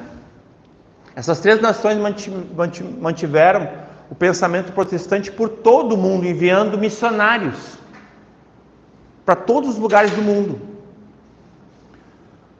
né? Também são as três nações que foram mais protestantes do mundo na época, naquela época. Só para vocês terem noção, irmãos, hoje o Brasil, naquela época, os Estados Unidos eram em primeiro lugar, depois vinha a Inglaterra e depois vinha a Alemanha. Hoje os Estados Unidos está em sétimo. O país mais cristianizado, que mais tem cristãos no mundo é o Brasil. Vocês acreditam nisso? Pelas estatísticas é o Brasil. Difícil de acreditar, mas... Eu vi que vocês estão comigo, mas é o que está escrito nas pesquisas aí. É difícil de acreditar, olha, tem que ter fé, bastante fé, porque acho que o país mais cristão do mundo é o Brasil. Lógico, a gente devia se alegrar com isso, né? Mas, pô, tu olha assim, o cara quase matou o outro ali no trânsito, estava escrito atrás, Jesus te ama. E no outro carro estava escrito assim, ore por mim. E quase se mataram, mas é trânsito, está tudo bem, né? Então, assim, hoje, para vocês terem noção, a religião, vou falar essa linguagem assim, a maior religião do mundo, a religião mais importante do mundo na história é o cristianismo. Continua sendo. Já está sendo alcançada pelos muçulmanos, né, pelo islamismo. Não, dizem que não vai faltar muito para alcançar. O islamismo está... Porque os islâmicos, o que eles fazem, os muçulmanos? Eles vão para um lugar, o cara tem 20 filhos, cada um tem 50 filhos, e aí eles vão... É assim que eles vão crescendo a religião. Eles cumprem à risca o mandato de Gênesis, pastor. Mas o cristianismo continua sendo a religião maior e mais importante, mais vital na história da humanidade. Por desígnio de Deus, continua sendo o cristianismo. Nós já somos mais de 8 milhões, né? De 8 milhões não, bilhões, né? População. Então, pensa assim, ó. No mínimo, em primeiro lugar, a gente deve estar entre 3 bilhões de cristãos. Dá para dar uma conferida aí, se alguém tiver. Eu não olhei, mas eu já ouvi, a gente às vezes conversa. Eu não dou muita bola para essas questões, mas agora me ocorreu isso. Então, isso é antigo, mas é novo também. Continua acontecendo isso. O cristianismo continua prosperando, continua tendo condições de avançar, de estar em primeiro, né? De estar ainda sendo, né? Então, da parte da Inglaterra chegaram os anglicanos, que a gente viu na linha do tempo, tá? Os primeiros a estabelecerem no Brasil como igreja, a presbiteriana também, os holandeses, né? Foram os primeiros a estabelecer o primeiro culto, né? Os presbiterianos. Agora, o primeiro a construir uma escola bíblica foram os anglicanos, né? Mas tem um aspecto aqui, os pentecostais, na figura dos assembleianos, foram os primeiros a trabalhar as EBDs de fato, e eles têm até hoje. No Brasil, tá? Falando da cultura brasileira. O que é EBD? Escola Bíblica Dominical. É famosa. Eu, quando eu era pequeno, eu ia. Quando eu tinha a idade da Sofia, eu ia na EBD. Foi lá que eu aprendi o Pentateuco, né? Que Deus era onipotente, onisciente, onipresente. Foi na EBD. Então, viu como a Assembleia Clássica, ela tem uma estrutura bacana. Então, a primeira igreja a manter a escola bíblica dominical assim, dominical, todos os domingos, com uma intensidade anos e anos e anos, foi a Assembleia de Deus. Mas as igrejas históricas, tradicionais, elas têm isso também, tá? Normalmente tem essa... Tipo nós aqui, a gente tem na quinta-feira à noite o culto de ensino, né, que é muito semelhante. Então, por isso que... Mas as questões de estabelecer, né, construindo uma igreja, né, o prédio, né, uma escola bíblica, foram os anglicanos, quando vieram para construir uma estrada de ferro, a convite do imperador brasileiro naquela época, né? Isso aqui é bem histórico, tu encontra até nos autos de livros de história. Pode passar. Logo após a chegada dos anglicanos, por parte da Inglaterra, vieram os luteranos, os alemães, né, de Lutero. E, né, por dois caminhos, né, por imigração e pelas missões. Muitos missionários luteranos, irmãos, desembocaram aqui no Rio Grande do Sul. A gente deve muito, assim, se for falar assim, aos missionários luteranos, muito, bem ou mal, gostem ou não. Eles vieram com família, trouxeram esposas, tudo, sabe? É muito linda essa história, assim, ocupando, né, a segunda posição no protestantismo no Brasil, né? A questão, né? Após os anglicanos e luteranos, agora é a parte dos Estados Unidos. Agora sim a coisa ganha volume, né? Porque os Estados Unidos, tipo assim, mandava um monte de missionário para cada cidade, não era nem estado. Os caras tinham muita condição, né? Então isso, aqui a gente está começando a enxergar as ondas, né? Então, aí quando tu chega ali, ó, após os anglicanos, agora é os Estados Unidos, né? Chegam os metodistas também, os congregacionais, presbiterianos, batistas, e por último, no início do século, né, 20, 1909, 1911, a chegada dos primeiros pentecostais do Brasil. É uma briga acirrada entre a Congregação Cristã do Brasil e a Igreja Assembleia de Deus. Isso é até hoje. Tem essa discussão aí de quem teria chegado primeiro. Eu acho que foi a Congregação Cristã do Brasil, porque é o que está na maioria dos registros, então já nem...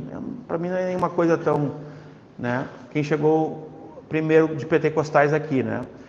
Mas é necessário observar algumas questões, né, históricas, né? As línguas dos pentecostais, porque em volta do ano de 1969 até 1980 surgem as primeiras comunidades evangélicas. Eu congreguei em uma, não nessa época, mas os irmãos aqui, alguns já tiveram experiência, que é a comunidade de Porto Alegre. É nesse estilo aqui.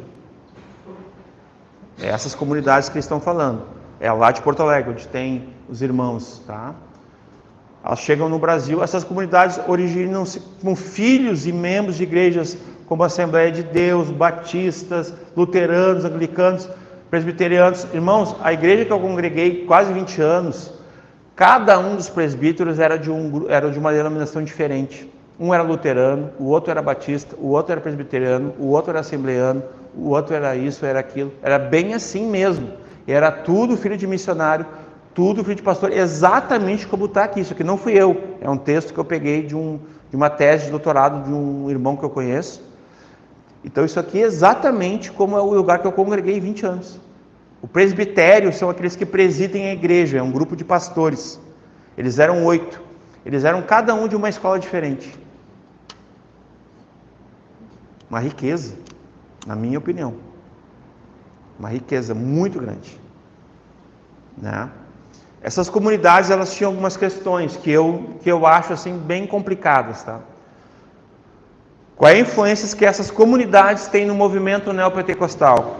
Elas queriam abandonar a tradição. Essa é a primeira delas. Elas não queriam mais a liturgia. Elas não queriam mais cantar os hinos do cantor cristão, dos hinários. Só aí já tem uma perda muito grande. Quem serve na música foi descaminhado, porque a partir daí começam as composições antropocêntricas, a partir daí. Quem trouxe isso foi os neopentecostais, porque as igrejas fundamentalistas, conservadoras, tradicionais, tinham ainda o cantor cristão, tinha até a harpa, né, que ainda a harpa também está regulada, mas daí cai esses dois hinários, os caderninhos hinários que tu acompanhava os cânticos ali, e aí vem as composições. E nisso aí os pastores eram tão ocupados que eles não estavam mais conferindo o que estava se compondo. Irmão, sabe qual é o primeiro lugar, a porta maior de entrada de uma heresia ou de um erro doutrinário, erro teológico de uma igreja? Você sabe onde é que é? No louvor. Sempre quando vocês escutarem, em qualquer lugar que vocês estiverem, qualquer igreja, analisem o que vocês estão cantando. Ali é uma porta de entrada, de descaminho, inclusive. Vocês podem estar cantando uma baita de uma heresia, às vezes nem sabem. Louvor. Porque nem todo pastor vai conferir as escrituras do que está sendo cantado na igreja. Para que vocês fiquem tranquilos, nessa igreja aqui, o pastor Michael Scherer examina todos os cânticos que a gente vai cantar. Só para informação de vocês. A princípio, e quando ele não examina, depois ele corrige igual. Depois, né? É tudo conferido pelo crivo bíblico. E aqui a gente não tem licença poética, aqui a gente muda a letra mesmo. Recentemente ele mudou quase toda a letra. Mas foi para a glória de Deus. Ele pegou um cântico e mudou quase toda a letra, mas tudo bem. Até eu estranhei, né? Eu falei, mas não parece. Mas a Aline me olhou assim, eu falei, Mas é isso que se faz. E esse é o certo. O nome de Deus compôs, foi inspirado. Cuidado com essa expressão. Toda vez que tu escutar assim, o irmão foi inspirado, liga as anteninhas assim. Porque inspirado é a palavra. O homem não é inspirado. Lógico, nós temos a nossa inspiração. O Israel vai olhar para Joyce de manhã, vai se inspirar. Eu vou pegar o violão, vou me inspirar. Eu posso ler a escritura, vou me inspirar. O gaúcho vai estar lá fazendo um estufamento, vai se inspirar vendo... O André vai estar dando aula, vai se inspirar em Shakespeare. Não tem problema, é arte. Então tem a inspiração humana. Mas a inspiração divina, irmãos, é só a escritura. O homem não é inspirado, é movido, é diferente. O texto bíblico diz isso, o homem é movido pelo Espírito, não inspirado, porque o homem é errante, o homem é falível. Agora a Bíblia não, a Bíblia é inerrante, infalível, inspirada, autoritativa. Então nesse aspecto, quando tu escutar assim, inspirado, porque daí sabe o que parece? Uma vez eu fui corrigir um louvor de um irmão famoso aí, e a pessoa disse, não, mas ele recebeu de Deus, inspirado. Eu falei, não. Inspirado é a Bíblia. Ele é só um homem, pode dar aqui, corrigir lá e pronto. Não tem muito. Mas como é que a gente corrige? Pela Escritura. Porque toda palavra, toda Escritura é divinamente inspirada, apta para corrigir. Entenderam agora? Então quem corrige é a Escritura, não é eu pelo meu gosto. Não, Marina, vamos mudar essa letra aqui, porque eu não gostei dessa expressão. Não. Daí tu está sendo desrespeitoso com o compositor. Aí não é questão não é pela verdade, a verdade é a Bíblia. Só existe uma verdade, irmãos. Está aqui, absoluta, não existe outra verdade. Isso aqui é a única verdade que a gente conhece. Não existe outra. Então, quando nós formos corrigir qualquer coisa, que seja pela verdade absoluta que é a Bíblia, e não pelos nossos pressupostos, proponências e gostos, nossas ideias, né?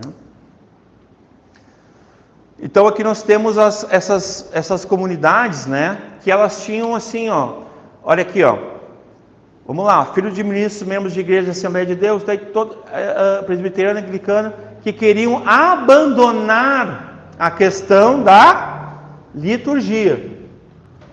Tanto como a formalidade das igrejas históricas tradicionais, tanto pentecostais como igrejas não pentecostais, às vezes aqui está falando de igrejas reformadas, igrejas históricas, tá, irmãos? Nesse aspecto, eles queriam tornar o culto, os neopentecostais, queriam tornar o culto o quê? Leiam comigo aqui, mais flexível, na mensagem. Aqui que entra a teologia coach. aqui começa essa coisa onde hoje eu não estou expondo a Escritura, tá, irmãos? Eu estou trazendo um ensino sobre uma matéria, por favor, né? Se for me julgar, julguem com reta justiça. Eu não estou expondo a Escritura. Então, uma coisa é quando o pregador está expondo a Escritura. Aí ele tem que ser fiel ao texto e ponto. Não tem que falar dele, não tem que... Mas nesse caso aqui, ó, eles estão substituindo a pregação bíblica, uma substituição da pregação bíblica da Escritura por teologia coach, por filosofia, por ideias erradas sobre Deus. Por isso que a gente quis cantar hoje. É daí que vem as ideias erradas, porque a gente vai se estribar no nosso próprio entendimento, no nosso próprio conhecimento. Então a adoração é subvertida a um antropocentrismo, porque daí a gente já não, como diz lá Jesus, né? Prestarás culto somente a Deus. Esse é o sentido ali que Jesus está falando.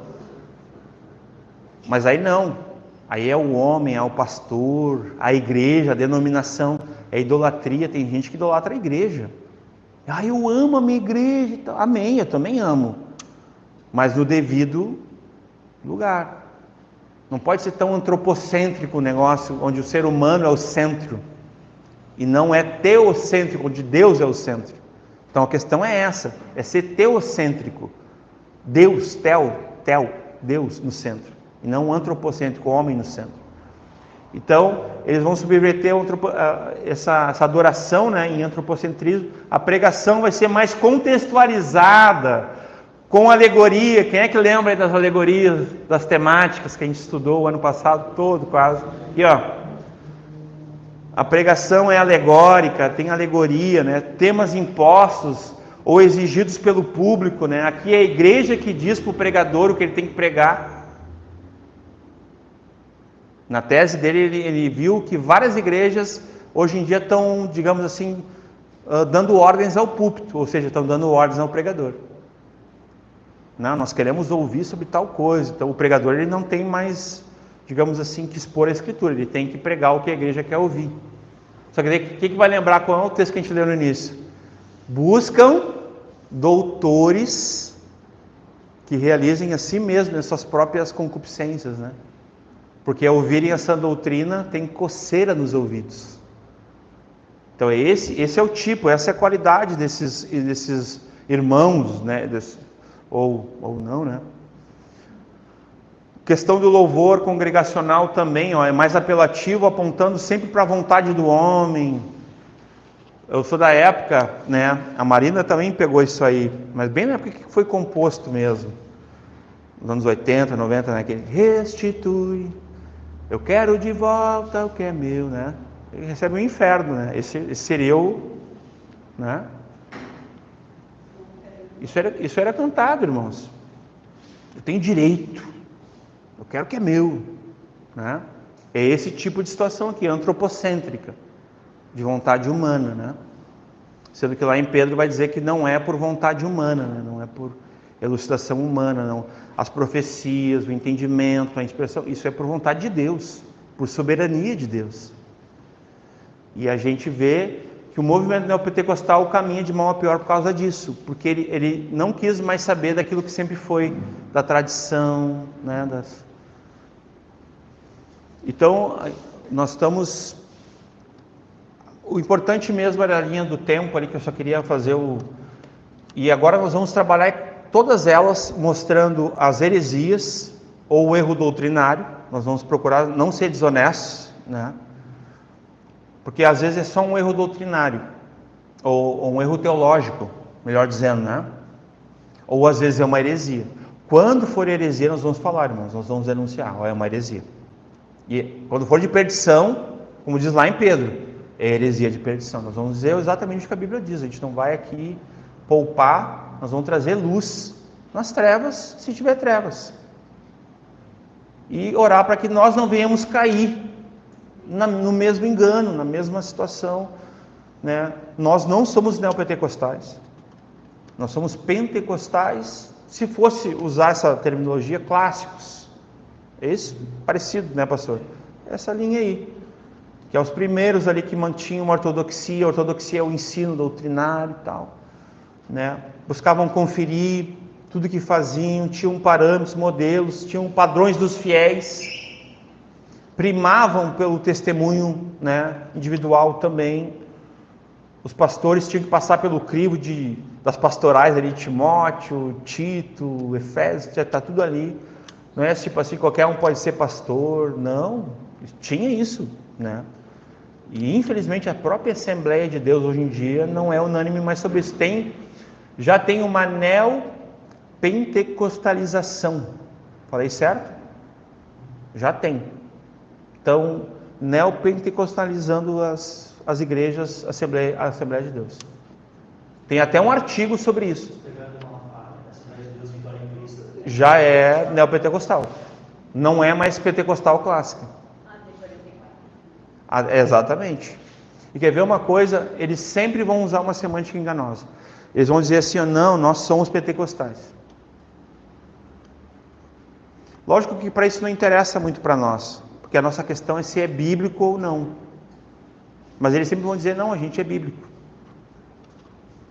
Só que daí tu tem que analisar no que eles creem, quais são as obras, os frutos, para te poder tirar uma conclusão do que realmente eles são. Se eles são piedosos, se eles vivem em pureza, santidade, andam na verdade, se eles se arrependem dos pecados, se convertem dos maus caminhos, se a Bíblia é a autoridade máxima sobre eles, se eles de fato são cheios do Espírito Santo, eles têm, né, o fruto, né, do Espírito. Se eles realmente têm o Espírito Santo de Deus, eles são filhos de Deus. Se são guiados pelo Espírito Santo de Deus, eles vão ser guiados na palavra e não sem a palavra. Então tem várias evidências. Nós vamos trabalhar a partir do segundo encontro, nós vamos mostrar o que é erro teológico, o que é heresia. Nós vamos refutar à luz da palavra, mostrar exatamente, ó irmãos, isso aqui. A igreja neopentecostal, e aqui eu concluo, pastor, ela tem algumas marcas bem tristes, tá? De forma geral, o movimento neopentecostal, ele é sincrético, ele tem um sincretismo religioso. Então tu vê assim, práticas do espiritismo, práticas católicas, práticas de outras seitas dentro da igreja neopentecostal. Ela é mística, no aspecto do misticismo.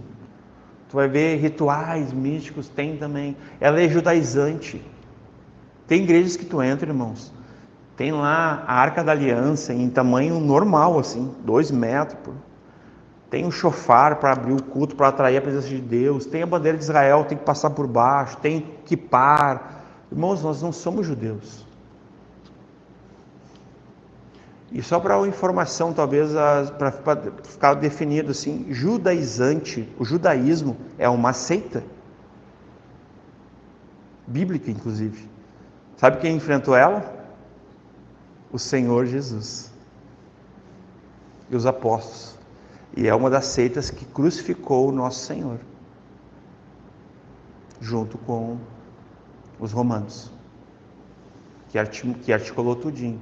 Então, parece bem para vocês verem uma igreja que se diz igreja evangélica, né? Vou usar a linguagem bem, nossos irmãos usando o judaísmo como prerrogativa de cristianismo, vocês entendem? Não é uma confusão? Até porque cristianismo é cristianismo, judaísmo é judaísmo. Só que isso não está claro para esses irmãos. Então alguém pode achar assim, o que o maninho está fazendo tudo? Meus irmãos, se alguém que pertence ao movimento deles escutar isso, a pessoa no mínimo vai refletir, vai analisar onde é que eu estou. Será que se o que esse cara está falando é verdade? Eu já estou feliz já. Porque se ele for conferir a história, os movimentos, ele vai ver que uma igreja não pode ser judaizante. Hoje eu estava conversando com um irmão, e ele, Shalom, paz plena. Ele tá, deu a primeira, né? Na segunda ele, é o Shaddai, não sei o que, deu. Daí na terceira assim, Jeová Rafá te cure, eu, Irmão, por que tu está falando em hebraico, sei lá, comigo, assim, tá meio estranha essa tua fala aí. E ele assim, não, mas nós vamos para os originais. Eu falei, não, irmão, a gente é brasileiro, isso é original. Paz é paz em português, significa paz também em hebraico. Mas ele aceitou bem, assim, né? Depois ele falou, não, irmão, tá certo, eu vou pensar sobre isso. Eu falei assim, não, eu falo em amor, assim, na verdade, mas em amor para ti. Tu não precisa falar assim, isso não te torna mais espiritual. Não é mais poderoso tu falar shalom. Eu chegar ali na Bia, shalom. Não tem problema, irmão. Se alguém quiser usar essa fala aqui dentro, beleza, mas eu não falo hebraico assim, às vezes, eu até vou entender, eu sei que significa shalom, mas às vezes tu vai falar uma palavra eu vou achar meio estranho, porque não é a nossa língua, não é o nosso costume. Isso é bíblico, viu? Daí a gente não está com o mesmo parecer. Então a gente só tem que ter cuidado. Então nós não somos judaizantes. A igreja neopentecostal não sabe disso. Então alguém tem que dizer, né? Não sejam judaizantes. Porque isso é uma seita, né? Amém, irmãos? Espero que a gente possa orar. Gostaria de orar rapidamente, né, pelos neopentecostais, orar por nós, pentecostais, orar por nós, irmãos, nossos irmãos neopentecostais, como eu disse no início, né? Que Deus tenha misericórdia de nós todos. Que não haja ninguém que venha torcer as escrituras ou abandoná-la, né, a fé, e se mantenha preservado, né? Fiel ao Senhor, à sua palavra, na doutrina, na sã doutrina, e não abandone, né? Não busque no mundo mestres para si mesmo, mas tenha em Cristo o único mestre, e o único Senhor e Salvador, né? O único bom pastor, pela sua palavra e seu Espírito, amém? Vamos orar. Eu vou orar por isso, mas depois o André. Senhor, nós pedimos a Ti, Senhor, que Tu abençoe a todos nós, Pai. Essas classificações são apenas termos teológicos. Nós que somos Teus filhos, Teus discípulos, Senhor Jesus. Oh, Pai, tem misericórdia de nós, Senhor. Perdoe como igreja os nossos pecados, a nossa ignorância, se nós temos abandonado a fé, as Escrituras, e temos nos estribado no nosso próprio entendimento. Tem misericórdia de nós, Senhor, que nós venhamos ser como os nobres berianos. Nós vamos conferir, receber a palavra de Deus, por onde vem a fé, pelo Teu Espírito, e também examiná-la em todas as coisas. Nós que julgamos ter nas Escrituras a salvação, como o nosso Senhor e Salvador Jesus nos disse, vocês que julgam ter nas Escrituras a salvação, examinem todas as coisas pelas mesmas, pela Escritura. Então que não nos falte, Pai, o exame, a verificação, Senhor, não nos falte, Senhor, entre nós aqui, Pai, começar por nós, Pai, quebranta-nos, conduz-nos a uma correção de foco, na nossa lente, a uma fé bíblica genuína, ao Evangelho de Cristo, que é o poder que opera em nós para a salvação pela fé, a ortodoxia, o ensino, a sã doutrina viva entre nós, Pai. Nós não vemos abandonar a Tua palavra, Pai, conserva-nos assim. Alcança os nossos irmãos que estão vivendo dias trabalhosos, dias difíceis, ouvindo falsos mestres, falsos pastores, falsos pregadores de um outro evangelho, por si mesmos muitas vezes, ou por evangelho de seitas, malignos, malditos. Tem misericórdia, Senhor. Aqueles que torcem a palavra, Senhor, sejam envergonhados, Pai. Mas Tu diz, Senhor, que aquele que crê tão somente em Ti, nas Tuas palavras, não será confundido, não será envergonhado, Senhor. Oh, Senhor, tem misericórdia da Tua igreja no Brasil, a igreja evangélica. Que seja um tempo de arrependimento de pecados, santificação, purificação nessa igreja.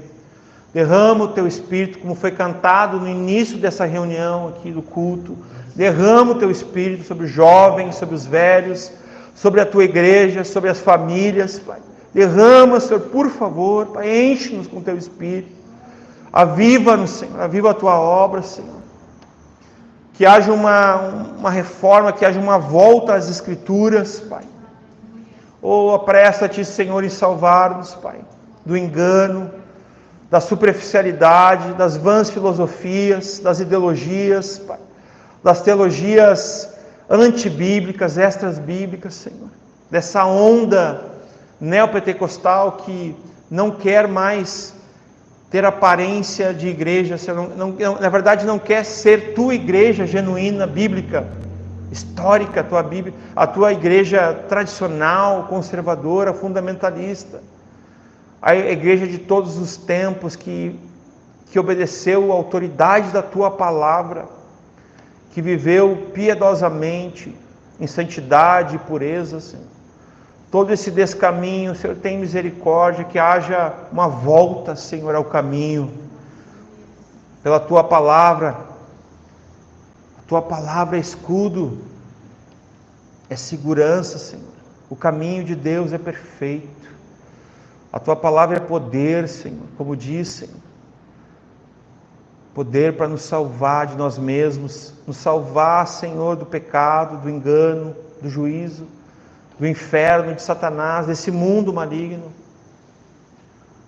nos salvar da falsa religião, Senhor. Nos salvar, Senhor, de tudo que é falso, Pai, mas nós temos em Ti o verdadeiro, o único Deus verdadeiro, que conheçam a Ti. A vida eterna é esta, que conheçam a Ti, o único Deus verdadeiro, e a Jesus Cristo a quem enviaste, como diz a Tua palavra, Senhor. Nós estamos sendo limpos pela palavra que Tu tens falado. Temos sido restaurados, nossa consciência tem sido descauterizada do pecado, pela santificação, pela fundamentação da verdade. Tu tens nos libertado, Senhor, de todo o engano, Pai, Tua verdade, Pai, de toda mentira, Senhor. Destrói, Senhor, dissipa todas as trevas, Pai, que possam bater a nossa porta. Muitas vezes ela não vem como uma seita, Pai. Às vezes é um pseudo-irmão, Senhor, que vem com heresias, com fábulas, com mitos, Pai. Treina os nossos ouvidos, Pai, com o Teu Espírito, com a Tua palavra, Pai, para que nós não sejamos enganados, Pai. Guarda-nos, preserva-nos, Senhor. Nós pedimos humildemente, Pai, misericórdia, graça sobre graça, força. Dá-nos sabedoria, Senhor. Abre os nossos olhos, Pai. Desperta a Tua igreja, Pai, para que ela seja vigilante, que ela venha orar e vigiar, Senhor, todos os dias, Pai. Venha jejuar, Pai. Venha ser cheia da Tua presença, Pai, e habite ricamente, abundantemente a Tua palavra. Oh, Senhor, tem misericórdia de nós, Senhor. Sim, Senhor. Eu só quero ler mais um versículo, irmãos. André, pode ir vindo. Tiago, capítulo 1. Eu vou ler a partir do versículo 22. Mas eu sugiro que os irmãos possam ler o capítulo 1, 22, diz assim: E sede cumpridores da palavra, e não somente ouvintes, enganando-vos a vós mesmos. Porque se alguém é ouvinte da palavra e não cumpridor, é semelhante ao homem que contempla ao espelho o seu rosto natural, porque se contempla a si mesmo e vai-se, e logo se esquece de como era. Nós temos uma identidade, irmãos. Essa é a imagem de Cristo, a semelhança dele. Essa é a nossa imagem. É isso que a Escritura nos mostra, amém? A gente nunca vem esquecer da nossa identidade.